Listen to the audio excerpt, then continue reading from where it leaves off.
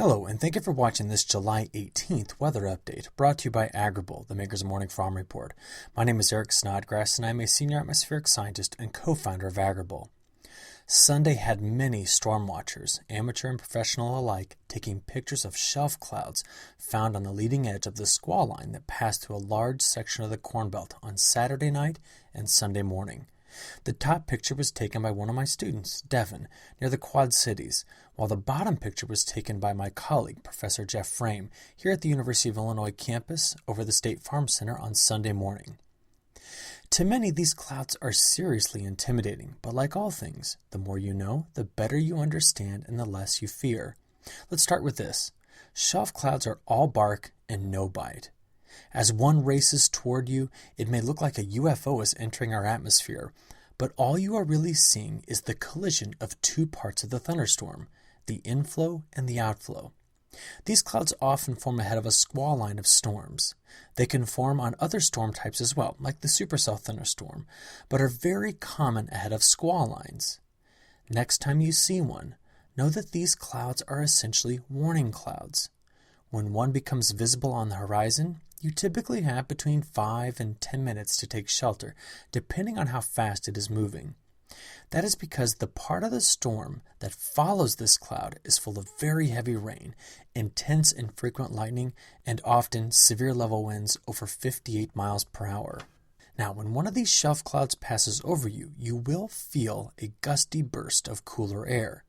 That is because the winds behind this cloud form in the outflow of the thunderstorm. It will feel as though a quick and powerful cold front just rushed over you, but it's not like a cold front we experience in winter that comes from Canada. This cool air originates in the downdraft of the storm. In fact, meteorologists call this outflow feature a gust front. When the gust front hits you, it's time to get inside. Now, the shelf clouds form as warm, humid air in the inflow of these storms rises, cools, and saturates as it's lifted over the outflow. This creates the shelf cloud. Sometimes, right after the shelf cloud passes over you, you can look up and see the turbulence on its underside. This picture was taken in Flatville, Illinois, just after the shelf cloud and gust front had passed over from the right to the left on this image on Sunday morning. Meteorologists call features like these the whale's mouth, since it looks as though you are being swallowed by a large whale. Well, this radar animation shows the storms that were responsible for producing the pictures that you just saw. Starting in South Dakota, southern Minnesota, and northern Iowa, a thunderstorm complex organized itself into a long, arcing line that pushed through the heart of the Corn Belt. While there were several reports of severe level winds on Saturday across the Dakotas, Iowa, and Minnesota, these storms brought an important drink of water to the crops just before the heat really gets going this week.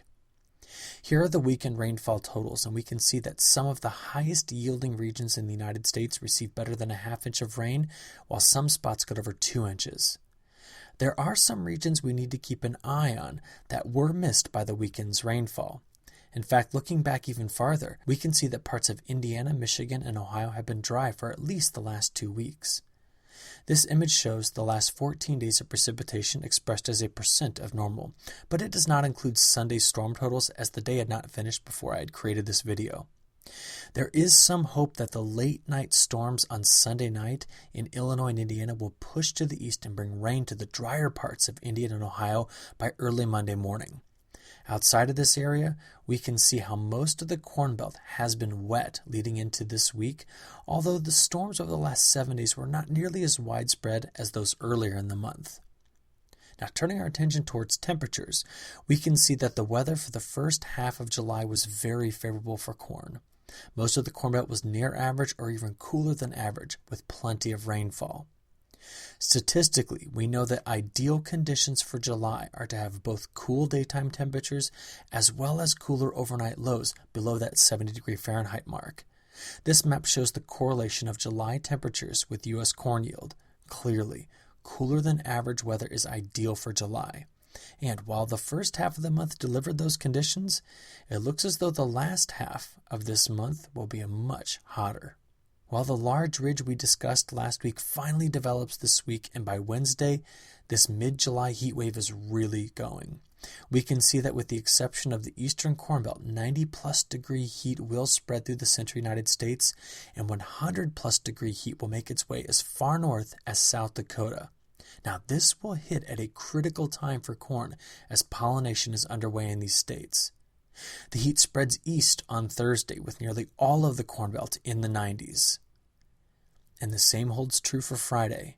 Now, by the time the weekend arrives, cooler air is forecast to enter the central United States, but as of Sunday night, when this video was being made, it appeared as though the conditions were returning to near normal or even slightly above normal as this short-term heat wave kind of reaches an end. The European model was also in agreement with this forecast, but beyond 10 days, there is a lot of uncertainty. We'll have to wait for more forecast data to arrive before we can comment on the likelihood of the continuation of these above-average temperatures toward the very end of July and the beginning of August. One thing is for sure, this heat wave will be very hot and humid. Dew point temperatures will often climb toward the 80-degree Fahrenheit mark, which is very high for the Corn Belt. This moisture will keep overnight lows in the upper 70s, which is not ideal for corn this time of year.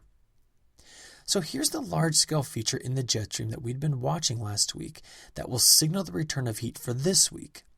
A broad ridge in the flow of the jet stream will not only help pump in heat, but also impact the timing and location of this week's precipitation. Now, when the flow of the atmosphere sets up like this, we often get what is called a ring of fire precipitation pattern. Essentially, the storms form along the periphery of this ridge. Here's the proof. This map shows the total accumulated rainfall for this upcoming week. Notice how the central United States appears to have a ring of precipitation that surrounds the very dry center of that ridge that we just saw. Here in the desert southwest, we have the first signs of the arrival of the southwestern monsoon season, while storms ride the outside of the ridge in the central part of the country. It is not clear at this point exactly where these storms will form, but some locations will get a lot of rain, while other spots will be completely dry through this heat wave. Keep a close eye on your morning farm report rainfall forecast to see if you will receive the relief from the heat due to the rain for this week. Well, as always, we at Agrible bring the latest and best weather forecast information through our morning farm report so that you can efficiently plan your operations. We thank you for your attention and hope you look forward to our next weather video update. Thank you.